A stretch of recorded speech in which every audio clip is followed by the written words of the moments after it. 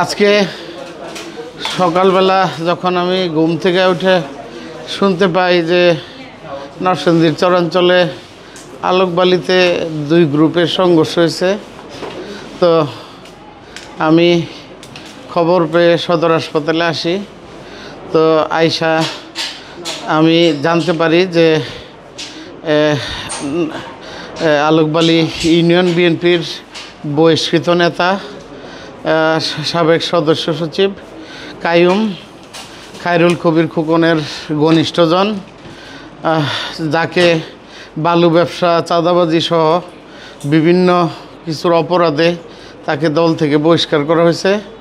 সেই কাইয়ুমের লোকজন, আমি কেন তাদের পক্ষে নিউজ করি নাই, আমি সেজন্য এই খায়রুল কবির খোকনের লোকজন আমার উপর হামলা চালায়।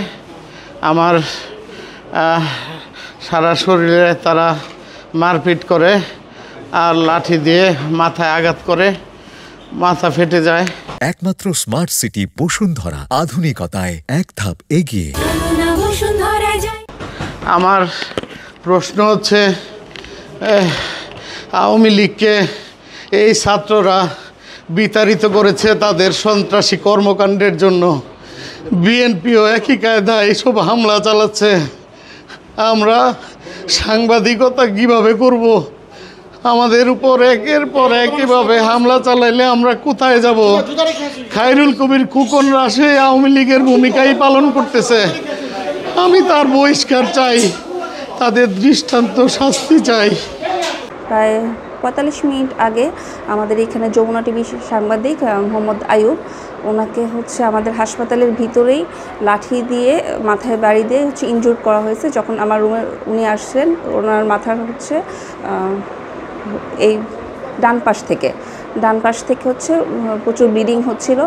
আমরা তৎক্ষণাৎ ওনাকে আমাদের ইমার্জেন্সি থেকে যে ব্রাদাররা আছেন, ওনারা এসে এখানে ড্রেসিং করলো। তারপর ওনার নিরাপত্তার সাথে আমরা ওনাকে ওটিতে নিয়ে যাই। ওটিতে নিয়ে আমাদের অর্থোপেডিক সার্জন, আমাদের কনসালটেন্ট, ওনারা দেখার পর আমরা ওখানে ওটিতে ওনার যে প্রয়োজনীয় চিকিৎসা, ওনার ব্যথানাশক, অ্যান্টিবায়োটিক এবং টিটানাসের যে ইঞ্জেকশন, ওই ট্রিটমেন্টগুলো দেওয়া হয় এবং ওই জায়গায় আমাদের ড্রেসিং এবং রিপেয়ার করে তারপর ওনাকে চিকিৎসা দেওয়া হয়। এখন আলহামদুলিল্লাহ উনি আশা করি চিকিৎসাতে ভালো হয়ে যাবেন। কিন্তু ঘটনাটা খুবই হৃদয় বিদারক ছিল যে আমাদের কাছ থেকে কিছুক্ষণ আগে মাত্র একটা নিউজ করে নিল যে আমাদের হাসপাতালের ভিতরেই আমরা এই ঘটনাটা ঘটলো এবং হাসপাতালে পরিস্থিতিটা এই কারণে বেশ বিশৃঙ্খল একটা পরিবেশ তৈরি হয়েছে।